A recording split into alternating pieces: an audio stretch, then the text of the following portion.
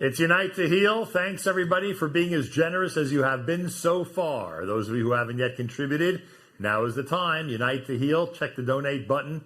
Almost 3,000 people have already donated from around the world. And we're at $3.8 million. $3.8 million. The goal is to be at $5 million by 9 p.m. Eastern Time tonight. Please join this effort.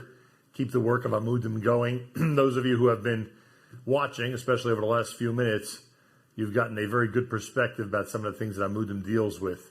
Let's give them what they need to continue going and to operate the way they are on behalf of our families and our teenagers. UniteToHeal.com. Be as generous as possible. Tzippy Landau is with us. Tzippy Landau is Digital Media Manager for Unite to Heal. A pleasure to welcome you to this amazing live stream. Thank you, NACHUM. It's great to be here. What is it exactly that you do for Amudim? What is a digital media manager? So I work on the operational team, which basically means that I am not certified to give anyone therapy. No counseling. No advice. Don't come to me for I can give you advice, but probably don't take it. But I do a lot of the Amudim online things. So everything that happens, every program that we create, for example, with the war that's happening now, we're offering free services for people that are affected. And so that needs to have, besides for what you see in the front, we have therapists and mental health professionals and then clients as well who come and need the services. There has to be a back end where we can connect them, we can vet them. So that's sort of where I stand behind the scenes. For this campaign specifically, there's a lot of elements that go into creating a website, the emails, and so that's, what I do. And everything you just described, forget for a moment the live stream, but everything you just described on a daily basis is just getting more and more. I mean, I would assume there's more webinar type activities and as you said, people checking in with the organization, just trying to find a way to get help from Amudim. Exclusively using the web. I mean, they're not picking up a phone. They're literally going to the website and seeing what they could find there that's going to help them out. Yeah. I would say that I was with Amudim part-time before COVID, and then when COVID hit and everything moved online, that's when, I don't know that there was ever a moment that I made the decision of I'm going to move to this full-time. It was more like, right now people need help and I want to do what I can to help them. And that's how I transitioned into full-time. But we needed to provide online AA meetings, resources for people with domestic violence, anything like that. It became very quickly a full-time job, if not more. And those having mental health issues in COVID, just that brought along a lot of mental anxiety and stress and God knows what else. Yeah, and so as we're growing, we have, a lot of partner programs, projects under Amudim. So it's a lot, but I really enjoy being able to take my skills of graphic and web design and being able to use it for something like this. How did you get to Amudim to begin with? How did you find out about the organization? I actually started off as a client. I grew up in a home. My father was pretty severely injured when I was younger. He was burnt in a fire, and it was throughout his recovery, they prescribed him a lot of meds. He got addicted, and so I grew up with an addict as a father, and a lot that comes along with that. And that was when I learned how cruel perpetrators can be when they see this innocent, helpless child who they're supposed to be caring and protecting, and they decide to take that moment and take advantage of them. And so I went through a couple years of sexual abuse, and I didn't have words to describe what I was going through or to describe what I was feeling. And it got to a point where life didn't feel worth living. I didn't want to die because my father had passed away, and I knew the effects of dealing with a suicide. I didn't want to put that onto someone else, but I also just didn't want to live anymore. And my sister told me about this place called Amudim, and she said, call them, get a case manager. And I was just at a place I had nothing to lose, and so I did that, and that call changed my life. My case manager sat with me, and we discussed where I'm at, and she put words to things that I didn't know. And I got into therapy. I ended up going to a place for PTSD for a few weeks. And at some point, as I was getting more healthy, it clicked in me that I didn't know that those services were available and I needed them, and they changed and saved my life. I wanted to be a part of the solution. And so I took what I knew how to do, which was graphic design and web design, and I said, you know, if there's anything that you need, if I can come on as a part-time volunteer. And that's where I started with Amudim. And it was the greatest decision that I've ever made, was calling Amudim, and then the next one was, you know, joining on with the team. I assume I'm right that you've never discussed this during this live stream before, right? We never discussed this in previous years. No. Right. And I'm sure it's no secret to you that some of what I'm hearing is quite devastating, because you don't always know what's going on.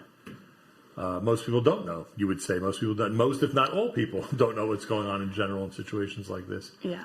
And it's amazing, coming off the conversation we just had here, I get to ask you a couple of similar questions, because I guarantee you that there is a girl from Brooklyn, right? You're from Brooklyn, right? There's a girl from Brooklyn who's watching right now, who either is going through a situation or went through one from which they're suffering PTSD.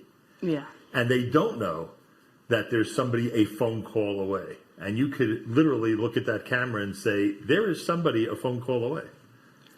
I mean, I would say that there is someone a phone call away, and that you're not alone, and that the things that you're experiencing right now, you know, it feels like when you're going through something like that, it feels like there is no other pain that's this bad. There's no one else in the world who can understand this feeling.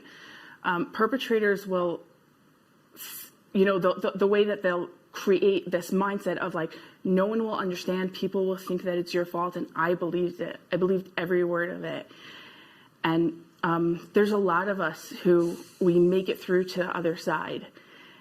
And there is help out there, and pick up the phone and call, because there's another side to it. It's hard work to get through and to recover, but there's this other side past it. And when you're there, it's beautiful, and the grass looks greener, and life feels better, and the air feels fresher. It's just, I woke up one day at some point and I saw the world like I had never seen it before. Someone once described to me that someone of somewhat authority who knows these issues said that suicide is a permanent solution to a temporary problem, and not to minimize that temporary problem, because that temporary problem is with you your entire life. I get it. But I'm sure you appreciate that. And again, if someone out there, God forbid, is even thinking in those terms, they need to hear from people like you that there is another side, and there is a road that brings you to where the grass is greener. Again, not forgetting, because that's impossible to completely eliminate everything from your past, but certainly where you can experience life and enjoy it. Yeah. I had a therapist once that told me that, you know, it was when I was still fairly new and I was struggling a lot with suicidal ideations. And she said that death is, you know, it can be an option, but it's, once you do it once, it's permanent and you can't try anything else. So you owe it to yourself to try other things first. Yeah. Because you can go to therapy, and if it doesn't work, you can try something else and you can try another route. You can't come back from that one. And I think until today, you know, what my father's life would have been like if he was still around, if we would have a relationship now, if he would know me and my family and my kids, and, you know, how different it could be if he was still here. And I hold on to that, and I talk to people who sometimes when they're going through hard things, and I say, like, it's something you can't ever come back from. You do it once, and you owe it to yourself to try everything else first. We'll change our tone here for a moment, because Tzvi Gluck tells me that you're the force behind Run for Amudim. I'm not familiar with Run for Amudim. Tell us about it. So Run for Amudim started, I had a classmate of mine who unfortunately was involved in drug addiction, and when she got out of rehab, she relapsed, and that's a very scary time for newly sober people because they think that their body's able to handle what they used to take, and because they've detoxed, they're not able to, and unfortunately, that's when she passed away. And her sister called and said that she was looking to do something L'ilai Nishmas her. If she put together a team, would we coordinate an event in Miami? And they would go run the marathon and raise money, and this would be her legacy. Oh, this is the January event? This is the January event, yeah. And so her sister that she was talking about was a classmate of mine. And I asked to be on board for this project. And I've worked with Amudim for a while, and I know about, we raise money. Obviously, I feel like this cause is extremely important. And so I wanted to do it from a fundraising aspect, but the piece that I didn't know that would be so amazing was the experience for me and for the runners. We've become almost like a family where there's the WhatsApp chat groups. The weekend is incredible. It's this once-in-a-lifetime experience, except that you can get it once a year. Everyone that's there, they care about mental health, and so it's uplifting and it's positive. And I'm really close. I call them my runners, but I'm really close to my runners, and it's just a fantastic experience, and I hope that we continue to grow it. Well, now it's, what are we in? We're in December. Is it too late for people to sign up? We have a couple spots available. Nice. Information on the website, I bet. Information on the website, or send an email. We close registration on the website, but we have just a few spots available. Fantastic. All right, coming up, we're going to be watching a highlight reel of the last 34 hours. Now, you, of course, are very close to the content that's being presented as the digital media manager for Amudim. What can you tell us about this highlight reel and, in general, all the great content we've been seeing?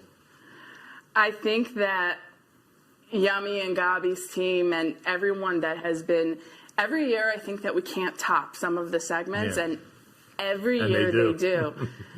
There was, this year had a lot of last minute additions and changes due to the current events. Right. But, you know, hearing from a Holocaust survivor about never again, I remember when we were dealing with the emergency evacuation flights, having to put in the passport information for someone that the date of birth was in 1933 in Germany. Ooh. And having to make sure that he was sat next to one of our medics. Ooh. You know, and so just watching the segments, I think that it's been, I'm glad that this gets to stay on forever, and that if anyone missed it, they can go back and watch it, because it's important for us to keep talking about it and to keep seeing it. And, you know, the music and the entertainment is obviously incredible. So, well, Tzippy Landau, thank you for being here tonight.